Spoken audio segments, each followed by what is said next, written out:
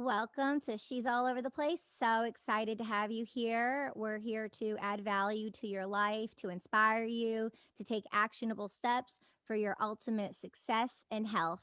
I have an amazing scientist on with me today. His name is Dr. John Jaquish, and he is amazing. He is the first scientist and doctor I've had on the podcast, and I thought it was so apropos and important because as human beings with our ambition and everything that we want to do in life, there's multiple parts. And one of the parts is the psychological part and doing it with health, but doing actionable steps with smart choices. So, Dr. John Jaquish is here. And with no further ado, thank you, John, so much for joining me today. Hey, Katie, thanks so much for having me. Yes, definitely. So, nuts and bolts, where are you in the world right now? Near Lake Tahoe. Very cool. Very cool. Yeah. Manufacturing some stuff up here, and as you know, my product is made in America. Now, the bands, the latex, you can't grow tree latex in America very well. So the bands have to come from Sri Lanka. Oh, okay. Everything else is not only and usually made in America means made in America, assembled in America with Chinese parts. No, the parts are made in America, and then it is assembled in America, boxed in America, and then Mm-hmm. shipped wherever in the world it needs to go. Mm-hmm. Mm-hmm. That's Cool. why we Cool. keep everything to such a high quality standard. Yeah, and we're talking about the The X3, X3 bar. yeah, Cool, very cool. And that's been around for a couple years now. that's right. And then why did you decide to create the X3 bar?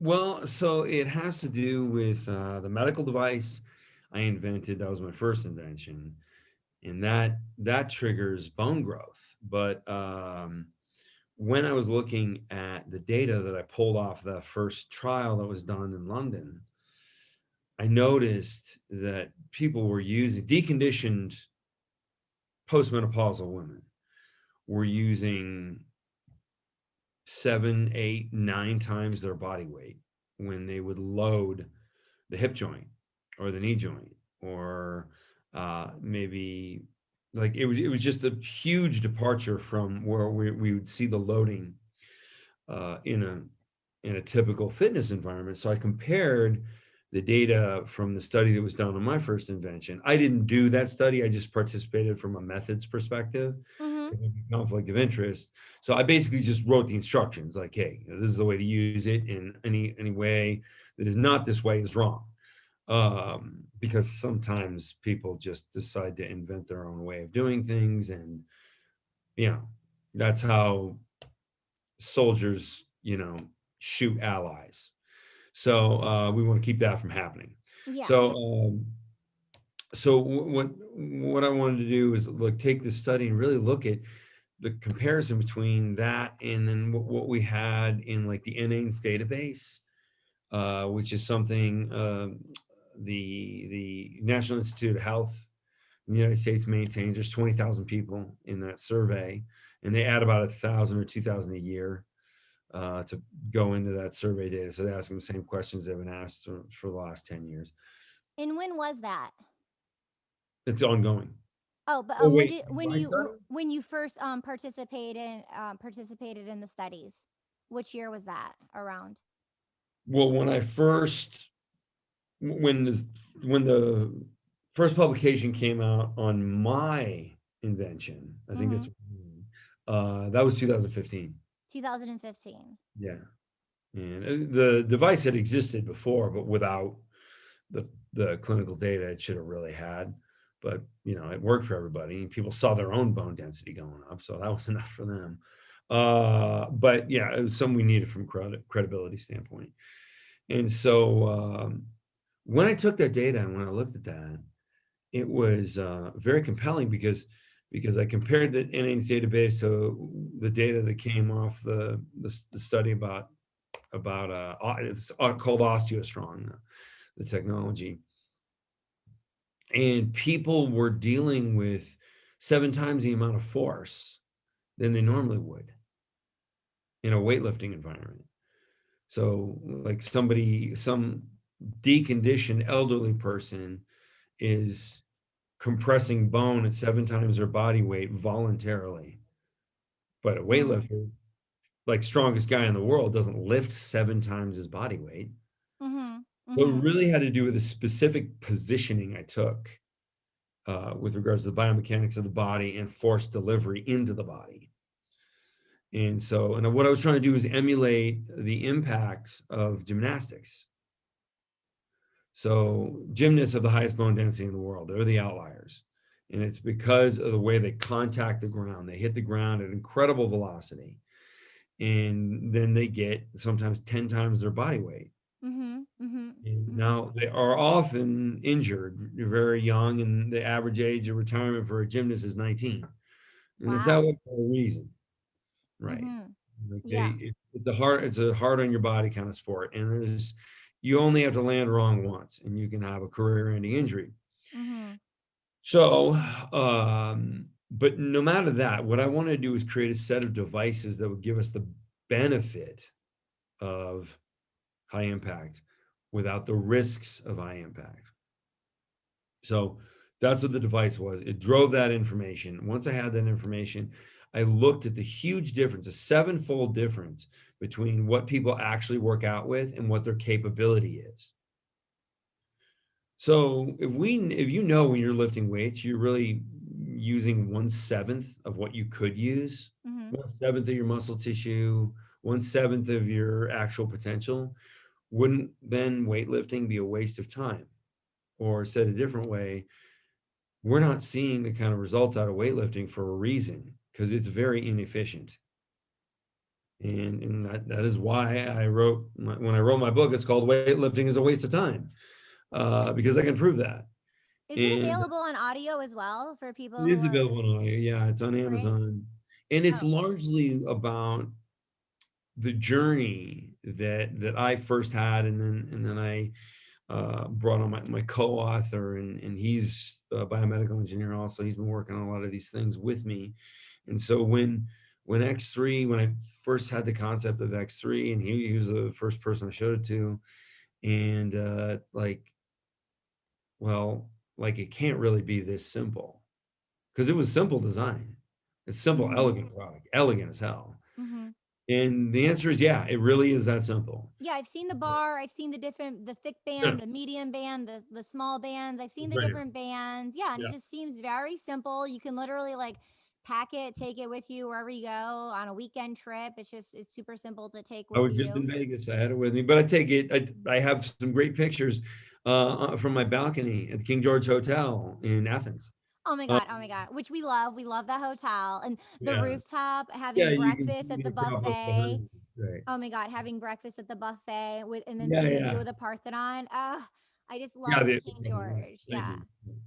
What? Um, no, yeah, the part you can see the Parthenon behind me. I went to that restaurant and I started working out like next to my table, and of course I had like a film crew with me because they loved the area, and the restaurant was like, "What are you doing?" Oh, I mean, they have all those amazing paintings, the whole it's so Right, but I got gorgeous. there like 7 a.m. Nobody was up there, and I'm just Yeah. like, "Let me do this." And so Oh, they're like, yeah. besides, I know the owners of the hotel, so it wasn't like that big of a deal. But I got some great pictures there. Oh, I did a whole photo shoot up there. Also in the lobby, they have the most amazing artwork by these amazing artists. The artwork, everything, the Yeah, lobby, so gorgeous. And then did you go next door to the restaurant next door and have dinner on the rooftop there too? There's a hotel next door.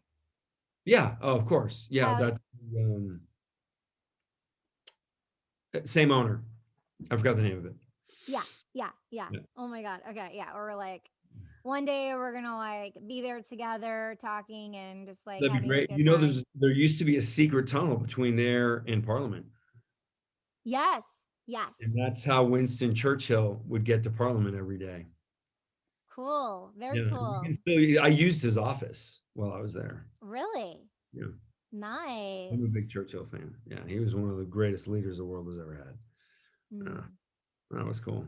So anyway, yeah. uh, Well, yeah, I don't know. I don't know if you know it off the top of your mind, but do you have any favorite like quotes or words of wisdom from Churchill that you kind of are about your mantras that you live by? they would all be very controversial. Actually, no, I take it back. There is one. You will never get to where you're going if you stop on the road to throw rocks at every barking dog. Oh, Yeah, yes. you just ignore the haters. They're just What a losing. what a waste of They're time just, and they're just energy. Just honestly, stay they're just stupid animals, like yeah, barking dogs. just stay Like dogs don't bark focused. because they're smart, you know. Like they bark because they know what the fuck is going on. Oh, I Right. should. Sorry, you can beep that out later. Um, yeah. So right. So just keep going. Yeah. I love Don't that. pay any attention to your detractors because guess what? They didn't invent anything. Right. Yeah. Right. Yeah. It just takes you off your path of your goal and where you're going. Yeah. Just not ignore the distractions. Just you Mhm. acknowledge it, they're there, but then you just keep on going, right? Because Right. yeah, very cool, very cool. And then Tony Robbins is your partner with the X3 bar. So tell us about OsteoStrong. He's not part of the next three. with the OsteoStrong. Okay, I'm not perfect. Don't hate me. No, But it's okay. He wanted to be, ah, but I was like, no, I got this one myself. yeah. Well, I watched the video of him talking about OsteoStrong. So, do you want to kind of pivot and talk about that? And I mean, how'd you meet Tony Robbins? How did he become your partner? Like He how did called you? me. I got a great answer to Oh, that. he It called you. was like a random phone call from Tony Robbins. So he loved everything, your energy, your what you were about. And he called Yeah. you and said, "Hey, like I want you to be my new best friend. Let's go into business together." Like what happened? Yeah. He didn't use those words. He said, I want one of your machines. And I'm like, Oh. well, I only have prototypes and they're like $300,000 a piece. And he goes, I'll pay 300,000. And I'm like, who is this? You know, he says, this is Tony Robbins. And I Mm. knew I recognized the voice from somewhere. And because, yeah, he has a very distinct voice. And so I was like, oh, okay. Now I know you're serious. So yeah, so we made him one. We made him another OsteoStrong device. And I delivered it to his house and we hung out for a long time. And yeah, we did have a lot in common. Yeah. Uh, a lot of Yeah. the things he recommends, like I had never been to one of his events or anything like that. I think I had heard a tape somewhere, like tape. That was a lot. Mhm. Mhm. Maybe Yeah. like undergrad, like it was like in my fraternity house or something like that. And I listened to it and I was like, no, Yeah. good. In 2005, I was introduced to the name iconic Tony Robbins. I was in an acting class with Michael Wilson, and they're like, if you want to have a life changing experience, go to Tony Robbins. Everyone was saying it. And I was just like, I'm not into that woo woo stuff, whatever. I'm not going to go see a life coach. It changed my life, blah, blah, blah, blah, blah, blue. And life journeys went on. You kept hearing about Tony Robbins. And, and then it was a gift, but someone gifted me and I have it and I just listened to it not even long ago. And oh my god, he talks about the blueprint and how you have the like your little girl blueprint, and going back and rewriting your blueprint. So I'm a big fan Yeah, of that. I have that on an audio, and then I saw his Netflix special on Netflix. right. But I've never partaked, and then through the years I definitely wanted to, but it was like, I don't know, like $10,000 or something like that. I'm like, holy camoles, ten Yeah. thousand dollars, like so. But yeah, I But mean, obviously he's legendary, and you're legendary, and he contacted you to be a part of what you're doing, and that's the biggest honor and compliment. So I'd be so proud of yourself for it's being cool. you and taking the actionable steps that you are to help people, to empower people, and to be that leader. And it's just such a beautiful thing to hear and witness. So congratulations, that's so awesome. Thank you. Yeah. So yeah, but that's how it started with Tony. He just called me. And Yeah. yeah, it's been going well ever since. And then do you want to share a bit about Austria Strong with us? I just did. I mean, is The, there anything else you want to share? I mean, not particularly, unless it's some, one of the listeners has a no has a loved one that probably not one of your listeners, but one of your listeners probably has a mother or a yeah. grandmother that might Uh, have a bone density challenge. Oh no. So I'll just be very frank with you. I'm being transparent here, but I'm probably gonna botch it. My mom's doctor just told her 2 days ago that she has osteopenia. Osteopenia. Yes, she has that. So that's on the verge of where she's headed. So, what are actionable steps that she can do in her life and for other women and men out there who maybe need to be more mindful and aware of what they can do for their bone health and Right. their ultimate lifestyle. Yeah, ultimately she needs to get to an osteostrong. People are like, well, what can you do at home? And I'm like, well, if you could do something at home, I wouldn't have invented the thing. So yeah, osteostrong. Okay. Uh, it's a medical device. It puts axial compression. So this is the axis of a bone, and you compress the bone from end to end, and that's what triggers growth. Yeah. You Oh, need to compress it to a fatigue point. But that okay. the computer software at OsteoStrong does that all for you. It's very straightforward. Got it. So that's the golden ticket. That's just like hands down what to do. And then better Where does your mother now. live? Pardon? Where does your mother live? Michigan. Okay, that's a large place. More specific? Oh, Where- 30 minutes outside of Detroit by Ann Arbor. Oh, yeah. There's definitely one near her. I can't think of the exact city. Yeah. Wow. So where is OsteoStrong then? And like how many countries? Only in America or like all? Oh no, Different it's in countries. Greece. You said Greece. So where else is it? Greece, yeah, yeah. Got a huge presence in Greece. The well, we're in 8 different countries. Okay. With 150 clinics. Great. Yeah. Okay. Okay. Okay. Cool. And then people just get on a program and they have to go X amount of times, or like is it a continual thing, or maybe You want them to go, and then you want them to keep testing their bone density. Yeah, I tell them to do the blood work because it's so much more accurate the than blood work. yeah, the industry standard is to do a DEXA scan, a dual X-ray absorptiometry test. The problem is that really looks at the outside of the bone. It really doesn't do a very good job at looking at the inside of the bone. And let's look at the whole thing. So what's in the blood test shows the activity from an anabolic perspective and a catabolic perspective of what's happening in the bone density, which is way more important. But you should have a DEXA scan also at some point. But the what we want to do is first get it trending upward. We need a more anabolic than catabolic ratio. And then do you do that at your normal doctor or do they do it at OsteoStrong? They do all the tests A there as blood well. lab, a blood lab would have the Oh, BAP, P1NP or CTX blood tests. got it. Yeah. Wow, this is so impactful and informative, and it's so great to know about it. For our loved ones, and it's so good to know about it. While we're young, vibrant, and youthful, so we can take actionable steps to protect ourselves.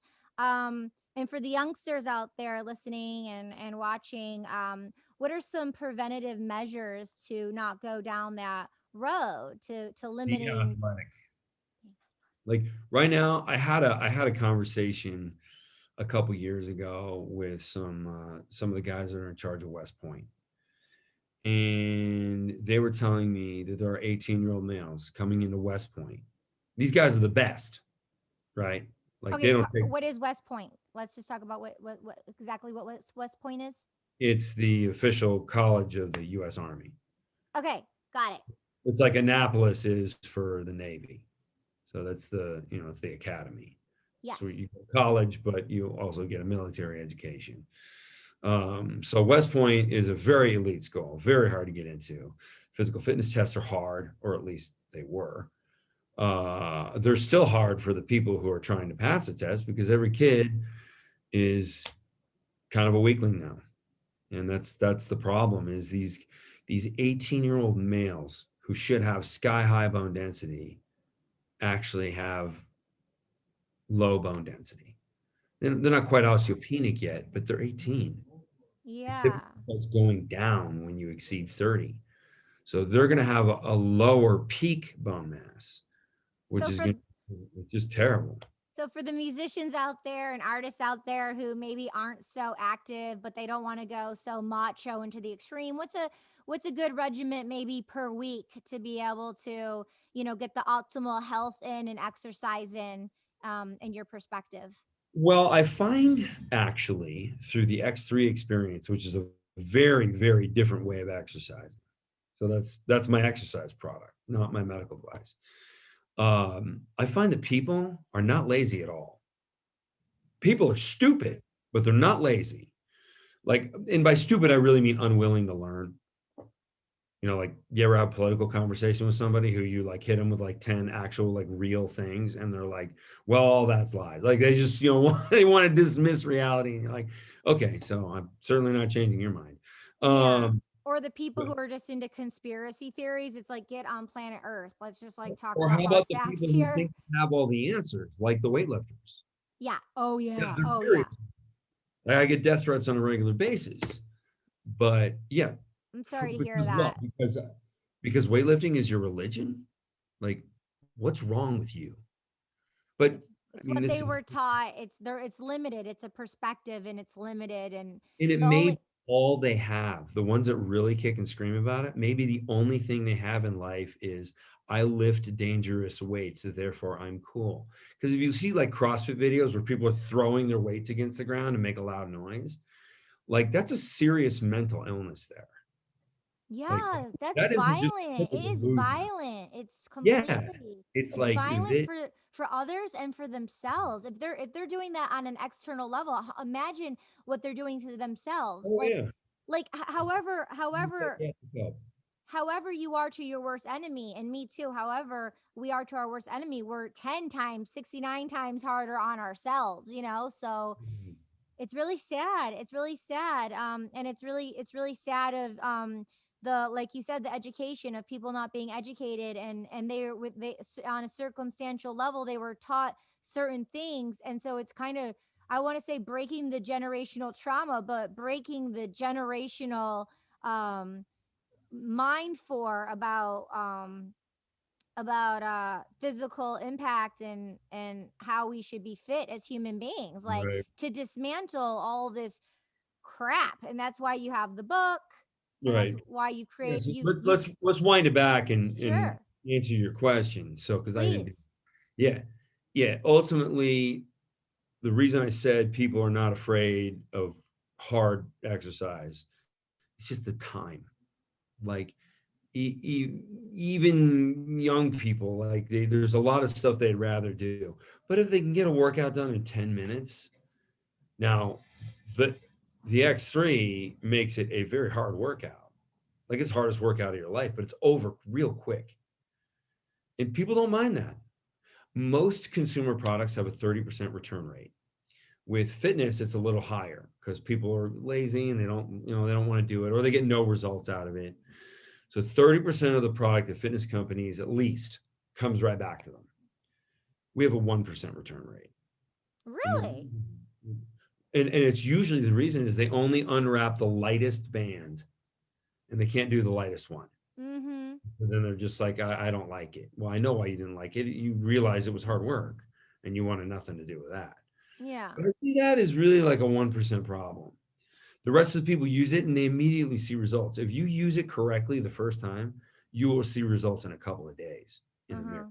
If you're a lean person, if you're not a lean person, you won't see it until you start dropping some body fat and you can see some definition in muscle.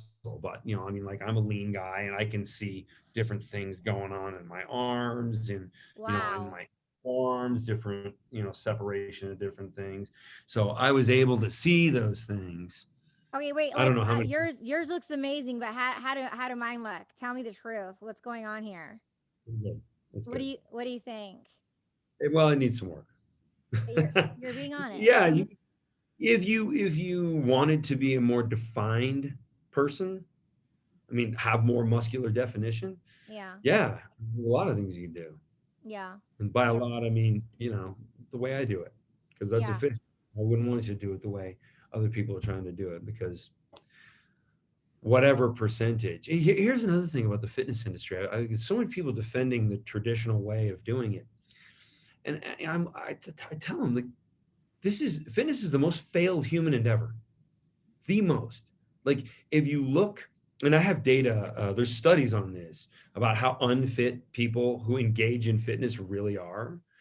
But like the lowest percentage of body fat, the lowest 1 percentile is 10.9% for males. That's pathetic. 10.9% isn't even lean. That's not even visible abdominals. That's like maybe you can see a little bit of the top of your abdominals, but you're basically chubby at, at Yeah. 12% body fat, or a Yeah. lot, sorry, 11% body fat. Yeah, I mean, you're nothing special at all. And this is the top 1%. So who is really fit? Who really has, like, and this is part of what I want to point out to women too. And women have been dealing with this for a long time. Whereas, like, what is presented to you is unrealistic. Okay, maybe it is, maybe it isn't. That's debatable. But how many women get modeling contracts? Very few. How many women want them? Millions. Mhm. How many men? Let's talk about men, because when you talk about muscle, it's more associated with masculinity. How many look like professional athletes? There's even professional athletes that don't look like professional athletes. I got to add that in. But True. Very true. Especially yeah, those football players. Some of them just are like, yeah. well, and some of them are amazing. You Of wouldn't say that course. about the typical wide receiver, but maybe a defensive end. Yeah, he has no motivation to be lighter. Mm-hmm. So 2 extra large pizzas for that guy. Yeah. Yeah. Yeah, Yeah. that's Yeah. how they do it. But they're also strong. But my point is, who's really fit? 1 in 6 males have used or are currently using anabolic steroids in America over the age of 18. Dangerous chemicals. That's One, so, wait, one that's so scary, and two, that's really bad for your bone density, right? The steroids. depends on which drug. Yes, some no. But it's bad for a lot of things: liver health, kidney health, cardiac health. Yeah, there's a lot of reasons why you really want to avoid anabolic drugs, with the exception of testosterone replacement therapy, because that's just replacing what should be there. So you might have a deficit because of all this chemical crap that they put in processed foods, or and a lot of vegetables diminish testosterone. So like people going towards plant-based, like they're really hurting their testosterone. But you can get testosterone replacement therapy, which is fine. Mm-hmm. But that puts you back at a normal level. That's not like you get, you know, the same thing that the bodybuilder gets. No, you don't. So you should be normal when you have that. This is not what the survey was about. It was 1 in 6 are using anabolic steroids, meaning high doses. So who's fit? Is it 1 in 6 people? Well, we already know the top percentile isn't even there. So it's not 1 in 6. It's maybe 1 in 600. Probably more like 1 in 60,000. Because look, like you can count all the males on Instagram that are in really good shape. Maybe there's 40 of them or 50 of them in the world. So why is it that their method of doing it, if they're the only ones that have that, is effective? Maybe there's something unique about them, which is the last chapter of my book. The big genetic difference between the guy or girl who gets really strong and doesn't has Mm-hmm. to do with a tendon alteration. All the rest of us have like our pectorals insert on the middle of your chest. So like dead center, right on your sternum. And then the insertion point of the pectorals on the other end is typically right where the bicep starts, on the humerus bone. So you bring the humerus bone across the body and toward the body. And that's what that muscle does as it shortens, as it contracts. But some people, and these people are much more likely to become professional athletes, have a longer lever arm in their arm. So a lever arm and an arm are two different things. I'm talking Mm-hmm. about, you know, geometry in one perspective and an actual physical human arm in another perspective. Great. Don't get them Great. confused. So instead of that insertion right under here, Yeah. right at the beginning of the bicep, they have the insertion at the other end of the bone. Oh, wow. Yeah. So, and Mike Tyson has this, which is why he can punch someone who's 4 inches from his face and knock them out.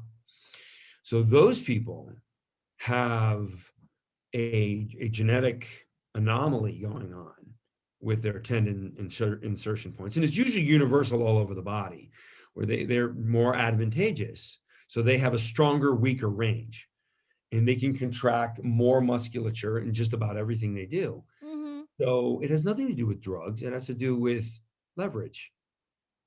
It has to do with their body giving them a strategic advantage in gaining muscle because they can load the weaker ranges and they're able to activate more muscle in those weaker ranges, which keeps them from damaging joints.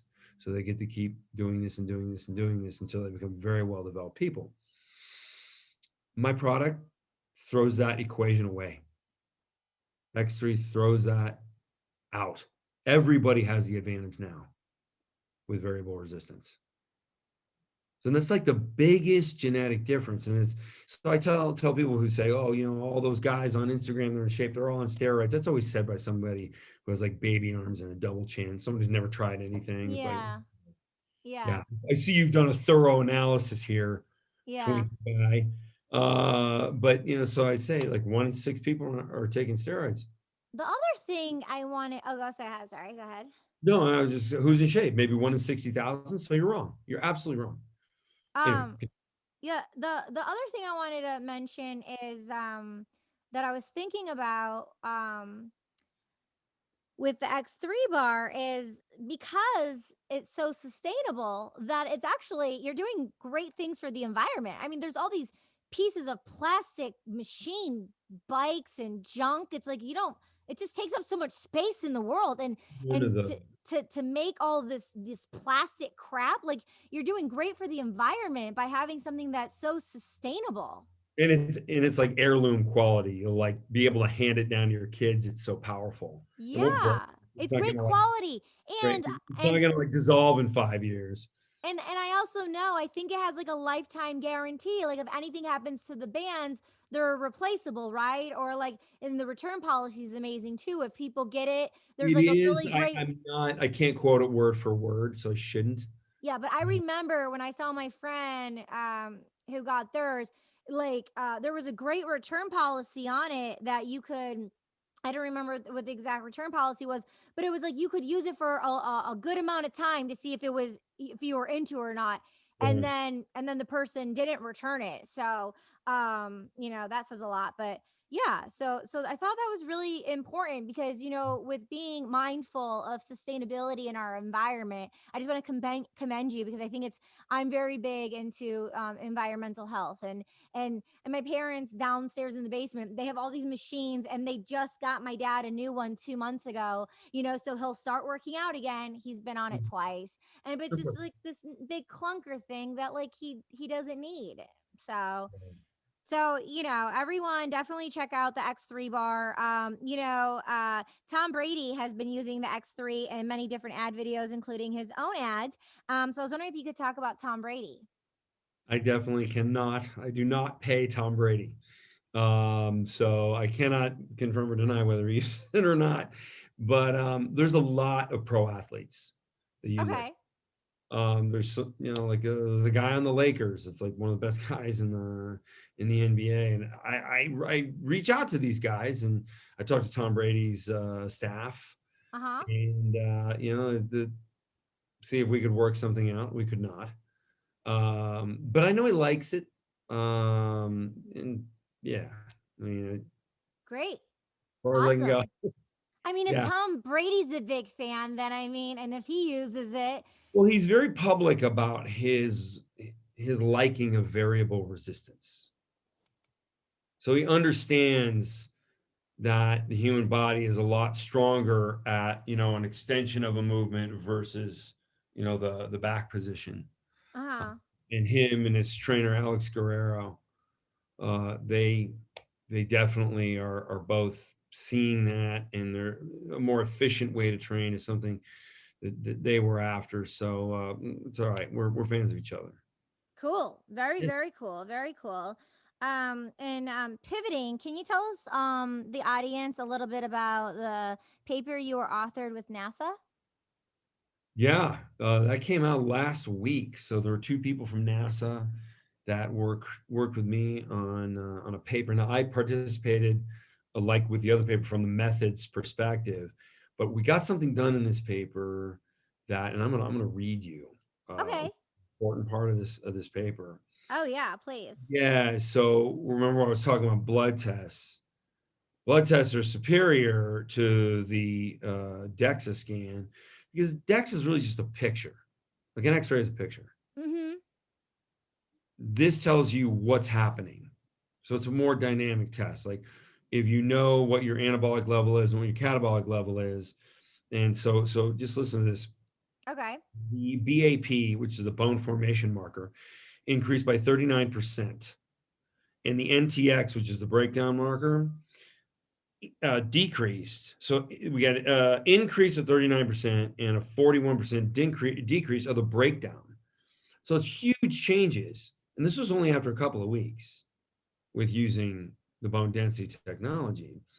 Um, and then there's a quote: if the exercise apparatus could be condensed to the size of a shoebox to meet weight and volume restrictions imposed by NASA, it could potentially serve as a countermeasure for bone and strength loss on space exploration vehicles. So That sounds very positive. yeah, of course it is. It's about And as positive as you can get in a research study. I yeah, mean, and it, research study is not a promotion. So, yeah. that was a really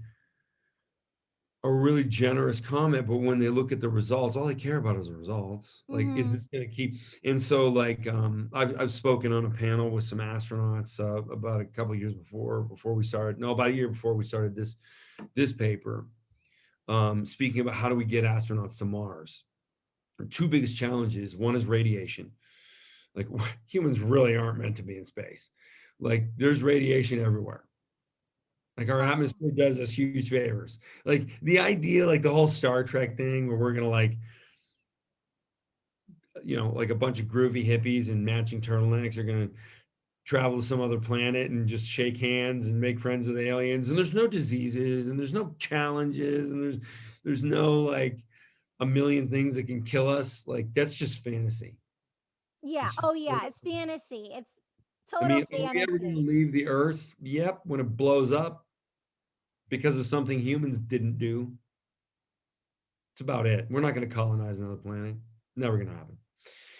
Anyway, Yeah. we want to get to Mars. Can we put some people on Mars, have them walk around, take a picture? Yeah, we can do that. Yeah. Yeah. And would it be interesting? Absolutely. We would probably learn all sorts of things we're not even expecting to learn. So the Mm-hmm. challenge of getting humans to Mars has to do with the radiation and bone density loss. Those are two biggest challenges when it comes to keeping the astronauts alive. Like we could fuel it and we could have a launch and landing vehicle. We already have the technology to do that. We put a roving vehicle there, so we know we can get there and like drop something off. Now all we got to do is have the ability to pick something up and then come back, which is we're more than halfway there because we know how to do it. So, but you can't have dead astronauts. They got to live and be healthy when they come back. So we can fix the radiation problem by levels of shielding by probably building something in space because we got to take it up in pieces because it's just too heavy. Because weight really matters when it comes to having the energy to escape the atmosphere. But when it comes to bone density, we need bone compression. Mm-hmm. And that's what I've been working on for so many years, and that's why this paper was so important because it's pretty simple approach. Now, while the OsteoStrong devices weigh thousands of pounds, and they're not the size of a shoebox, it's okay because you know Yeah. we can like I mean we can do that today. Well, Uh, congratulations. That's really cool that NASA selected your analysis and your report. That's revolutionary. So, congratulations. It's yeah, really epic. and the authors they're thrilled. They really want to promote it to their peers, and of course their peers are like, other people in NASA or SpaceX. Yeah. There's actually a lot of people going back and forth frequently, from SpaceX and NASA, so they have a great relationship. Do you know by chance Canul sued? Mm. Oh, he's on the board at the UN and he does things for the environment all the time. And he has events at the UN and he always has astronauts come. But he's so prolific and amazing. I actually want to introduce you to because I know you can Sure. be a speaker and be a part of the community of like minded astronauts who are involved in science and really doing unstoppable things in the world. So I would like to include you and into that. I'm gonna make an introduction if that's okay. Yeah, sure. Cool. Sounds very interesting. Very cool. Very cool. Yeah. Awesome. Awesome. Anything else you want to share on the NASA front with us? I'd just say there's more to come. Like this is a powerful discovery, and now they know. I think now they know that they can solve the problem in a very simple and elegant way. And you mentioned using less materials to do more. What? Yeah, I mean, ultimately, like we should always be looking at that. Mm-hmm. Um, Mm-hmm. Remember how big computers used to be, but really, this is all we need. I mean, this is a computer. Yeah. Yeah. Yeah, I know people that work from their phone. Oh yeah, especially if Yeah, you're in Hawaii on the beach, yeah, or in Greece on the islands, hopping around. Oh no, I have this dope video. I'm like on this massive ship going from one island to the other, and I'm like on my phone working, and my friend took a video of me like working from the sea. Because that's how we spend our summers. You know what I'm saying? sure. Working from the Aegean Sea. Um, yeah. So I know if anyone wants to geek out, I assume I don't want to assume, but is the analysis report just public domain? If someone would want to read your work Yeah, at you this can point, you can read the abstract. In fact, if you just get on my Instagram page, and it's like the last highlight in press yeah, in the press section. yeah. Yeah. I saw the recent post. So cool, Or impressive. yeah, so you can get the APA reference there, but copying pasting text out of Instagram doesn't really work. It's horrible. It's Yeah, horrible. In they Clubhouse, are don't you want on you to do it Clubhouse? because they don't want you leaving the environment. Are you on Clubhouse? I have an account on Clubhouse. I haven't turned it on yet though. Oh my God, you would boss in Clubhouse. Oh, it's such a great tool. You'll convert so many clients and so many new viewerships and Sure. fans. Oh my God, we totally need to boss and do a room in there together. All right. Seriously, and to like honor you like on the podcast and everything that just happened with NASA and just honoring you as a scientist. I mean, I would love to host you in a room on Clubhouse. That would Yeah. be really amazing. Oh my God, Kunul, he's a boss on Clubhouse and he actually has ex fellows. The and thousands of people are a part of the club, and we'll curate it with him, and we'll have you on. Oh my God, people will love you in that space. All right. Yeah, we got to do it. I'm gonna make that happen. I'm a producer, just so you know. Okay, so I'm wondering about. I want to kind of pivot and turn onto the myths and benefits of fasting. Mm, Heads up, I've intermittent fasted twice. Once when I got back from the King George because I was there and the beautiful woman, I was wearing a baby doll dress and because it was a baby doll dress, I don't know if you are familiar with baby doll dresses in fashion. They're loose and she asked how far along I was. And yeah, so right when I came back I did intermittent fasting and in mm, 35 days lost 12 pounds. got it. Yeah. So, and then I only did it one other time at the beginning of the pandemic. And then I heard the creator of the Zero app, who created Zero app for intermittent fasting. He said actually because of the pandemic and when you're intermittent fasting, your immune system goes just about below the breaking point. And he said because of the pandemic, you're supposed to keep your immune system high. So he suggested for people not to be doing the intermittent fasting. And he said he wasn't doing the intermittent fasting. And that was so I've only done it twice. That doesn't make any sense. No, maybe I took the information No, wrong. 72 RFS, you completely refresh every cell in your immune system. Oh, wow. Yeah. Yeah, But it would doesn't be the your best thing to do. he was saying something because like you're supposed to, well, during the pandemic you're supposed to keep the immune system up, not down, and he was saying something on there Well, about while your you're doing the fast, yeah, it can suppress your immune system, but that your immune system will go down, and it's best to keep it up because of the pandemic of keeping your immune system up. So I stopped doing it. I was 23 well, days in and then I stopped. okay. Okay, you did a 23-day fast? Yeah, I was going for like 40. Whoa. Yeah, it was amazing. I just had like a smoothie every day, plant-based smoothie. Okay, so got it. I went 18 hours, nothing, just Right. water. Right. So that's what I do every day. I eat one meal a day. You So do. yeah. I like it. I Yeah. like it. When do Yeah. you normally eat? End of the day, dinner. Okay. Prefer an earlier dinner because I don't like going to sleep with a lot of food in my stomach. Yeah. So Yeah. circling back to the question, what are the myths about fasting? Oh, that it'll kill you, that you need 8 glasses of water a day. There's zero science behind that. That's just some shit somebody made up. Um, yeah. Like a lot of things that we said, like breakfast is the most important meal of the day, so you shouldn't fast. That was written by Kellogg's to sell cereal. The sugar company, Yeah, the sugar company, right? the So, processed sugar company. across the street. So Raisin yeah, Bran, they just got sued not too long ago. yeah. There's fasting has been used in all sorts of religions just for mental clarity, and I never really went down that path. I mean, the religious references because it's like we have scientific references. And I still don't, but I like how they do it in Ramadan. So for the Ramadan fasting is a more aggressive form of fasting. It's no food and no water.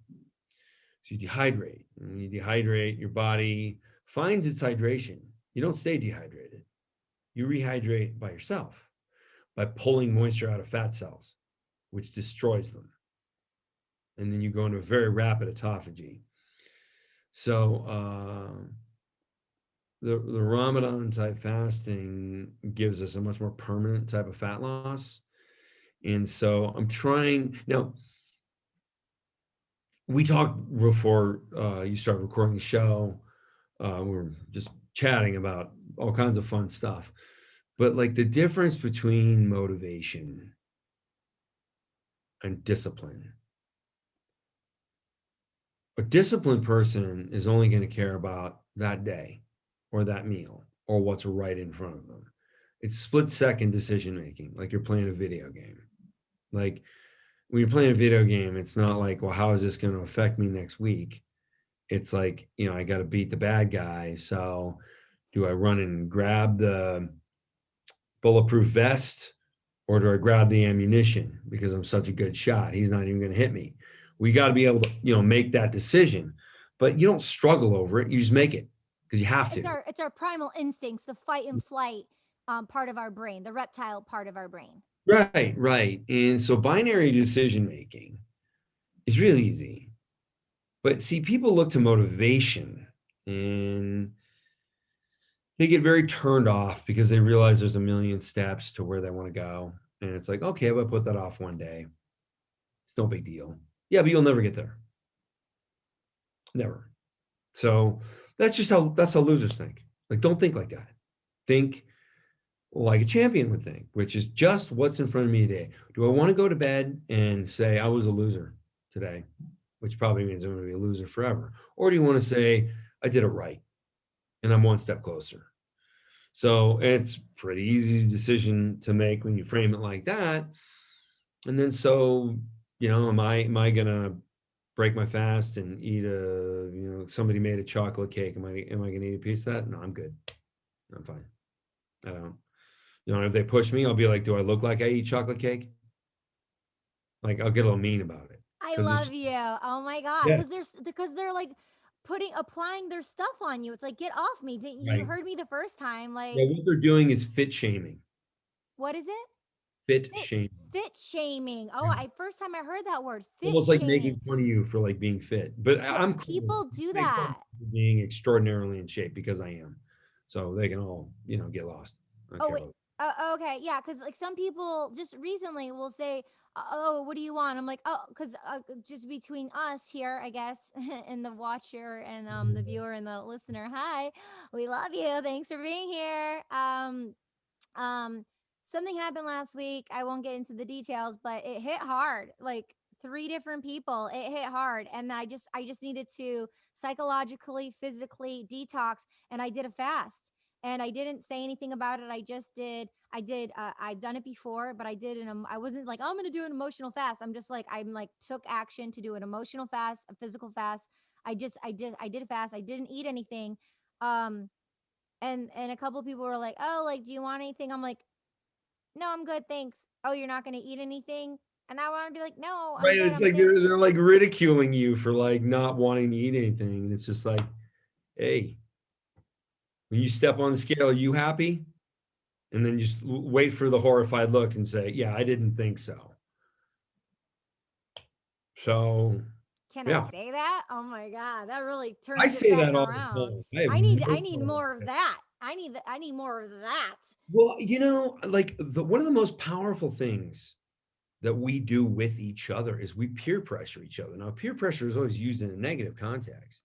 Like the after school special, it's like, come on, you want to smoke the dope just like the rest of us. That way we'll think you're cool. I mean, like nobody ever talks like that except on those after school specials. Right.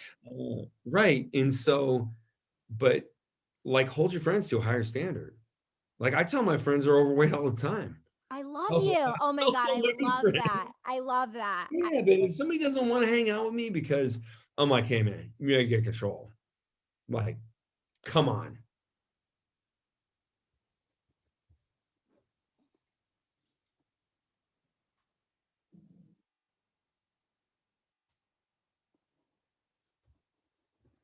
Losing the light over here. All right, there we are.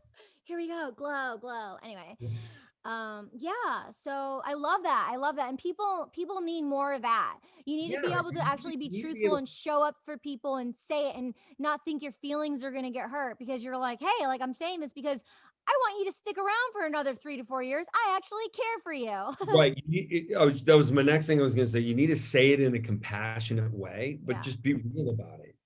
It's like, and I said to a friend of mine who was extraordinarily overweight, and I go, look, like, his son's like 7, and I'm like, you looking forward to his high school graduation? And he says, yeah. And I said, you sure you're going to be around for it? Oh yeah. And the guy was just like, dude, like that's a little hard on me, don't you think? And I'm like, no, man, you need to take it seriously. Like you're like 200 pounds overweight, and like I don't want to bury you. So let's get this fixed. And also, like I also know that people who are like morbidly obese, they're eating to medicate something. They Yeah, worry. It's anxiety that forces them to eat. right. I mean, Emotional 'cause, eating. you get that big, and it didn't happen by accident. They're aware, I know. but they're also addicted based on something they're replacing, or like an anxiety that to distract them from the anxiety, they just go, Yeah. Or there's like psychological, mental abuse from your circumstances and you bury yourself sure, and then you wake up and you're this mountain of and it's like yeah, they're just hiding and eating behind it and hiding. yeah, I didn't get to that point, but I definitely hid for some time and I woke up, I'm like, how did I get underneath this rock? Like I thought it was 3 days and it's like 3 years later. And yeah. it's like, whoa. I mean, has that ever happened to you? Have you ever been under a freaking rock and you're just like, how did I get under here? Yeah. I mean, we're human beings, right? We all have our ups Yeah. and downs, and we know our highest of our highs because we've understand the lowest of the lows. And we're at the Yeah. lowest of the lows, we can appreciate the joyous of the joyous moments because we know the sorrow. Mhm. Yeah, mine had to do with a poor business decision I made. But this was a long time ago, and I ended up working with really bad people. Yeah, Uh, but it yeah, taught you. say it again? But it taught you. I'd say I was just kind of sitting there being irritated for about a month. And Mm, then I built a plan to, you know, what my next moves were going to be, because that's all you can do. yeah. And the behavior of these people was out of my control. So, Mm-hmm. Mm-hmm. yeah. Yeah. Cool. Well, thank you. Thank you for sharing all that. And so optimizing nutrition, the body needs protein. Let's talk about that. Okay. Your body needs high quality protein. There's no way around it. So I made a product called Fortigen. It helps vegans a lot who don't get high quality protein. And I'm sorry, I know Impossible Burger wants to tell you that pea protein is great. About 9% of it is used by the body. It also comes with an incredible just load of all sorts of other artificial chemicals and colors and things like that, which are toxic. Yeah, I wouldn't feed an Impossible Burger to my enemy. You know, Uh, I've only had it one time years ago in Studio City, California. I only had it one time. I don't know, like our bodies are very intelligent. Like we know things. And for me, like when I was a kid, I never watched the news. I'm such an empath, I'm very sensitive. I never watched the news. It was just all chaos and junk.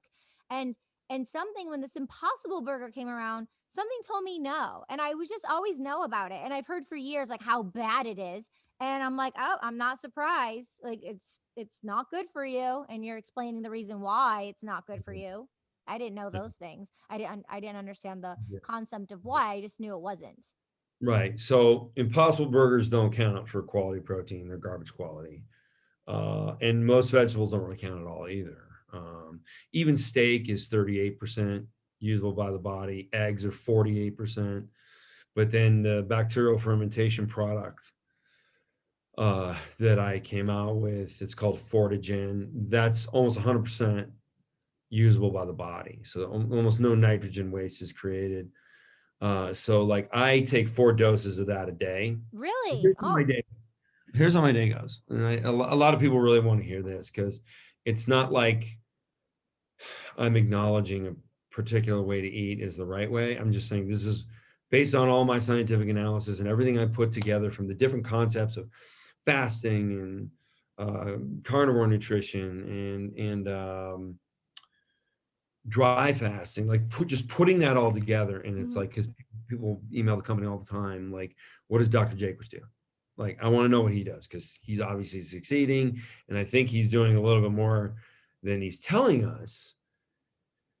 And it's not much more, but the way I execute it is probably a little more serious than others. So to get the longest fasted benefit, I want to do all my eating and hydration in a short window.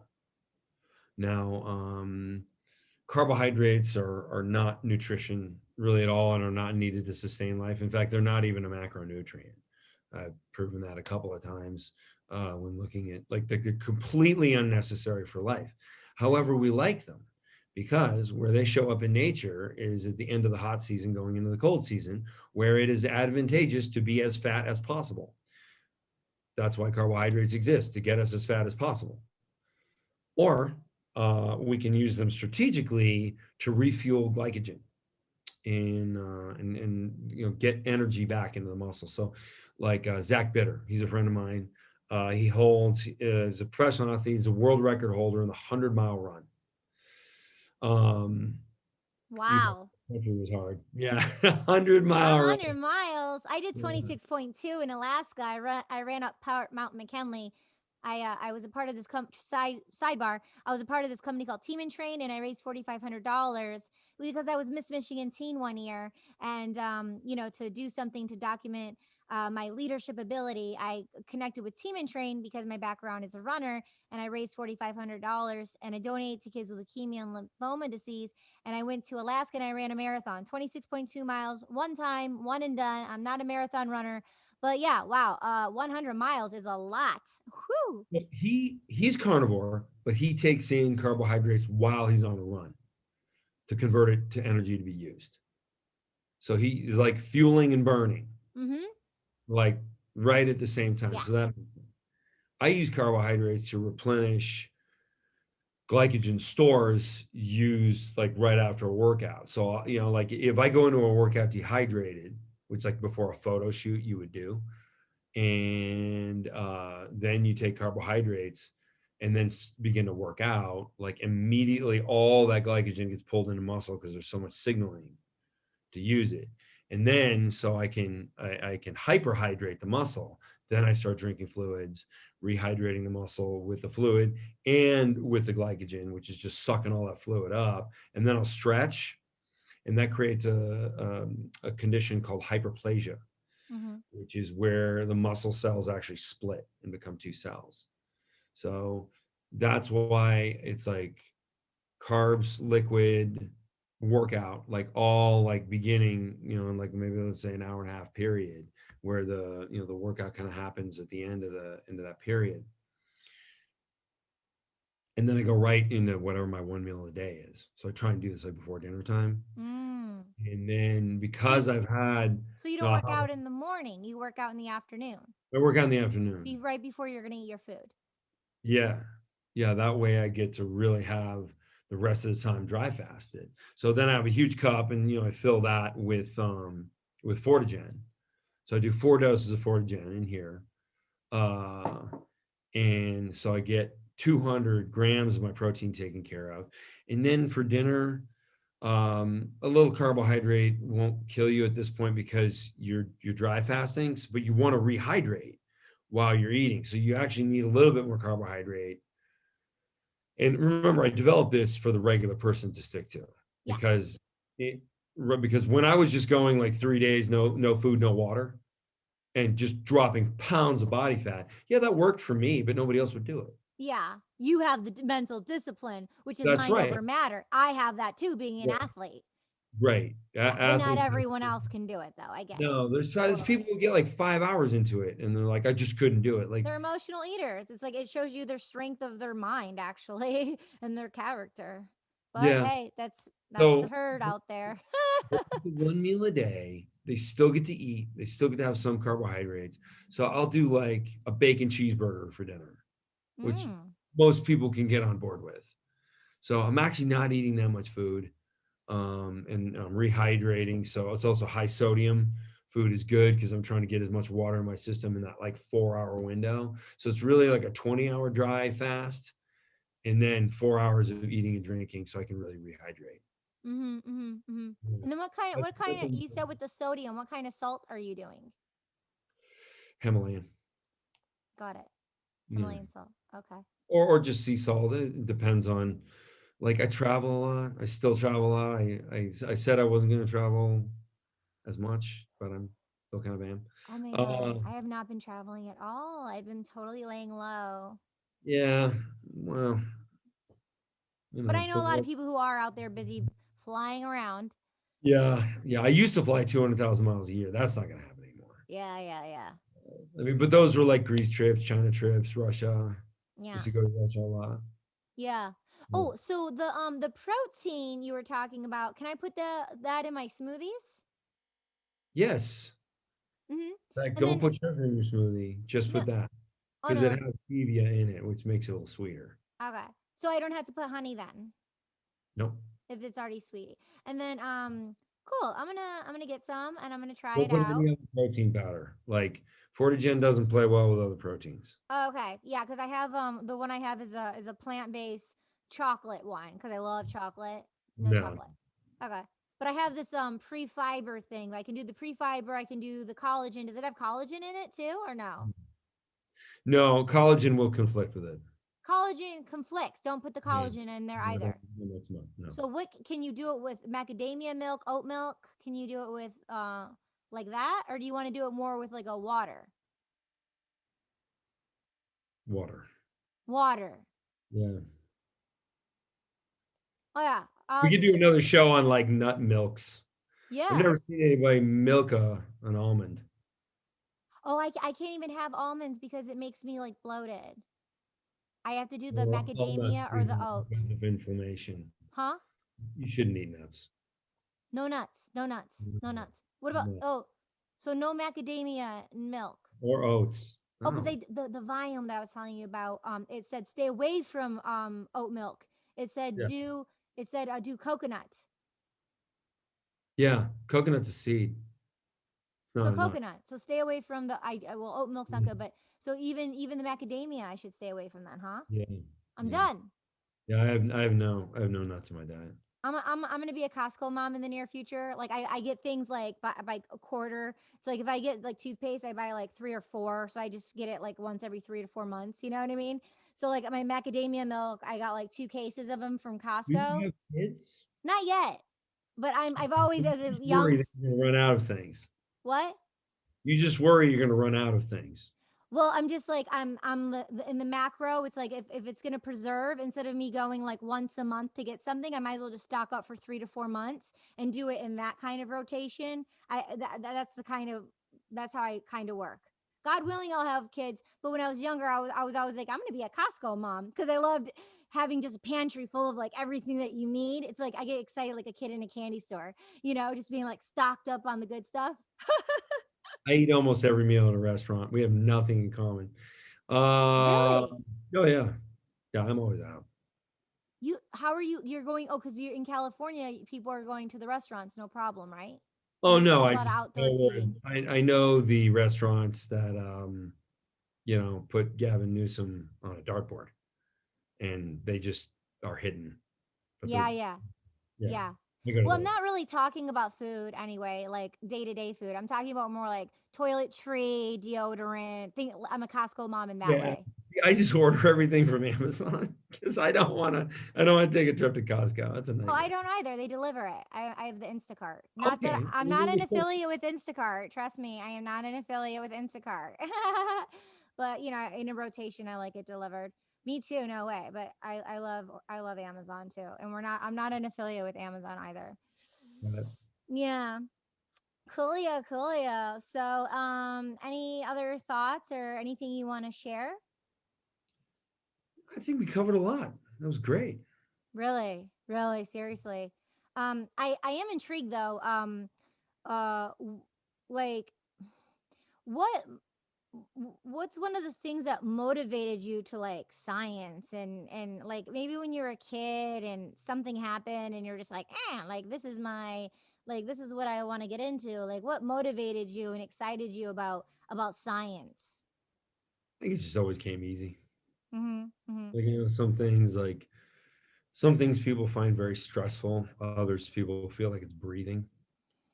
Yeah, when I do a research paper with references, like, cool. Yeah. I know I'm better than everyone at that. Mhm. So that was pretty obvious. And it was just like science courses were just effortless to me.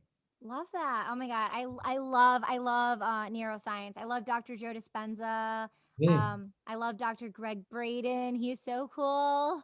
He I was watching something with him and he was sharing how what makes us different as a human species is just chromosome 2 and chromosome 7. C2 and C7 are the only reasons of how we are different than any other species living on the planet. I just thought that was so exciting, you Yeah. know? So growing up, as a youngster, was there a scientist or two that you really admired who was your mentor? And then it's a two-part question, and then one that you actually got to meet in life. No. Really? Or no. No, I didn't think that. Probably like when I was a really little kid, I thought that Dr. Quest was cool, Mm. but he's a cartoon character. Johnny Quest, the TV show. I know the name, but Okay.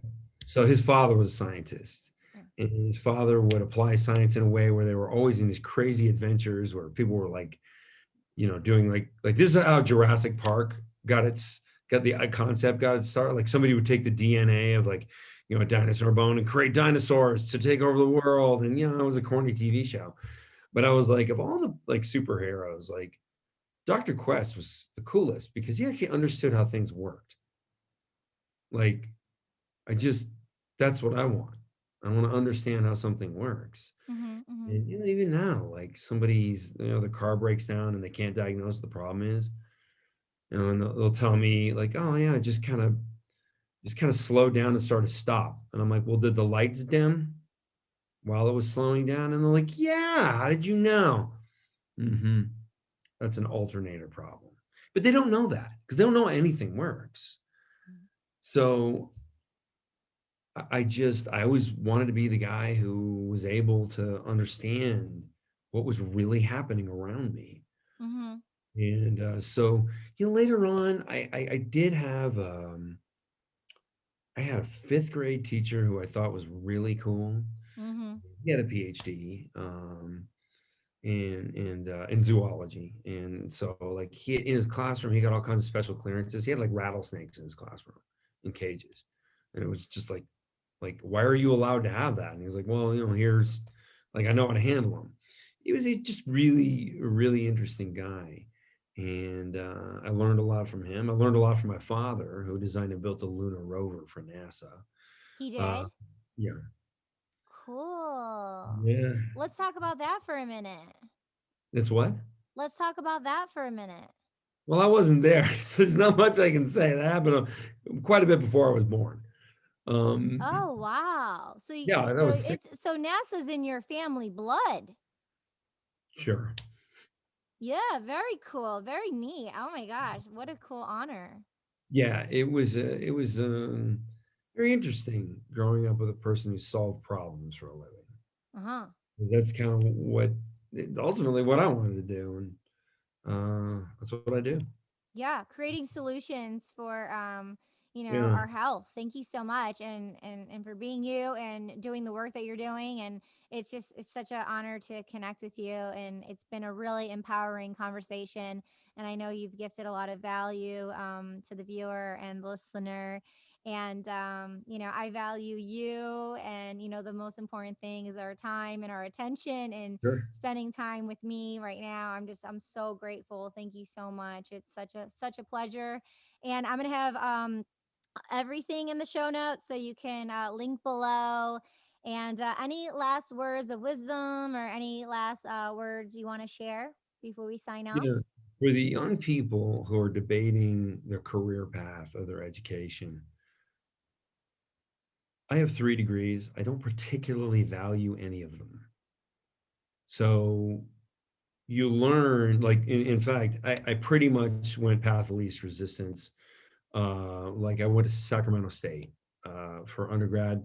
That's like the number one university on Highway 50. It's also the only university on Highway 50, which is why I love saying that. Like nobody cares. Like if you achieve something, nobody cares where you went to school. It doesn't matter. And so don't get distracted by shiny objects. In fact, I met a CEO recently. He said I'd never hire anyone from an Ivy League school, and I said, "Why?" I think I thought I knew why, and turns out I was right. He says, "Because that's all they'll ever accomplish. Most of them, it's like, oh, I went so and so place, and that they think they'll be able to just say that wherever they go, and everybody will just think they're right. Well, the problem is in real life, whether you're right or wrong actually matters because you could bury a business or it can thrive. But just saying, I went to such and such for school doesn't make a business successful. It doesn't do anything. So the Yeah. guys, all you get is an attitude and a demand of overpayment. And Yeah. then they get let go and then they go pull the same stunt at another company. Right. So the ego, the clout, Right, right. And what people really want to know when they employ you, or when you go off and do your own thing, let's say you have investors, or you just need the buy-in of your significant other as your emotional support when you get something started, whatever it is, you got to be in a position not where you have the education to do it, because it doesn't mean anything. Because millions of others have that same education. What did they do? Nothing. So what you got to keep in mind is whatever you decide to do, that you're the world's expert on that. If you want to develop the world's best toothbrush, and you do a literature review on teeth cleaning, different effective methods, and you really believe that well, and here's where you have to be. You have to have absolute conviction that you're right. So, like when some gym industry clown wants to argue with me, and he's got all the accessories. He's got the sideways hat and a stainless steel ring on every finger. So he's smart, obviously. And these guys, they come at me and they have some sort of question. They really think they got me. Like, man, I've heard that question hundreds of times. Really? Here's Mm-hmm. the, so like, and with OsteoStrong, like these gym people are like just self-propelled sandbags compared to the physicians I had to argue with to get. You can only imagine changing the medical landscape is very difficult unless you have the proper documentation and evidence. And I do, and I have, which is why OsteoStrong is successful. And the Yeah. reason it's really successful is, and I put it all in the book, Weightlifting is Mm-hmm. Way Done. Like, here is the evidence that proves my statement. Now, if what I didn't exist, would weightlifting be good? Sure, I guess. It would still be very inefficient, but now there's a better way. And if you care about the practice of weightlifting and being as strong and as lean as possible, which are the two greatest drivers of long life, by the way, um, you should care to read that because it will change the world. Beautiful. Thank you for sharing those wise words. I almost started crying. Like I was like getting ready for it. I'm like I'm just being moved right now. Thank you. I'm so moved by hearing those words, and especially, for the youngsters hearing it. It's insecurity, it's money, it's ego, it's the clout, it's the system, it's society of the projection of the illusion that you were saying earlier. It's the Mhm. illusion. So just to hack all that, from, you know oh wow, I mean, thank you so much, and everything will be in the show notes, the book. Check it out, and I'm definitely going to be calling Osteo Strong immediately on behalf of my mother and getting her involved. So I'm going to take Yeah. actionable steps on that for her and do the research and check it out. So um if anyone, if you're moved and inspired, please share this with a family, friend member, anyone you think that would benefit from this podcast, audio and video. And if you're on the audio, definitely go to the Sophisticated Psychos YouTube channel and check out the video because we are bossing over here. What's up? Cool, cool. Thank you so much for being with us, Dr. John. I appreciate you. Yeah. Yes. So everyone check out the links below. Oh, I had one more question. Mm. So what do you think about whey protein? Whey protein. Uh, it's very low quality. It only absorbs at a percent of 18. So I haven't done whey protein in like yeah, 7 years. I knew it. I just wanted to hear it from you. yeah, I wouldn't, if somebody gave it to me for free, I would just buy it when I got home. I'd just throw it away. And Okay. then what about hemp protein? No, I No. mean, no, no. I mean, there's protein in hemp, but it's so unusable by the body. Like, no. Got it. Mm. Yeah, Awesome. I understand. You a lot of people would like to believe plants give us everything. They don't. Sorry, not even close.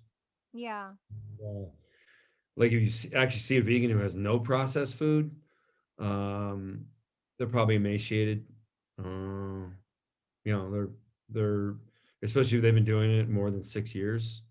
They're probably close to death of malnutrition. Oh no. Yeah, Yeah. you can't do it. The body's not meant to do that. My You can't do plants. Yeah. My sister was vegan for a while and now she's just turned into this carnivore. She's been doing this carnivore diet. She's been Yeah. eating like beef liver or liver. I mean, she's been going straight. She was even doing ants. She was eating those ants. You heard about that, but she Well, went on, huh? I've eaten ants. You know what I'm talking about, the ants. I haven't done that, but she did the ants, but Yeah. she's Well, in into certain countries, that's served. right. Yeah. Yeah. Yeah. Yeah. Cool. Well, maybe in the near future we can have you back on. It would be an honor to honor you and add value and share more of your stories because I'm sure you have Well, so many of them. Okay, cool. Thank you, Dr. John. I appreciate you so much. thanks, Katie. Okay, cool. We're signing out over here and we'll see you next week. Thanks.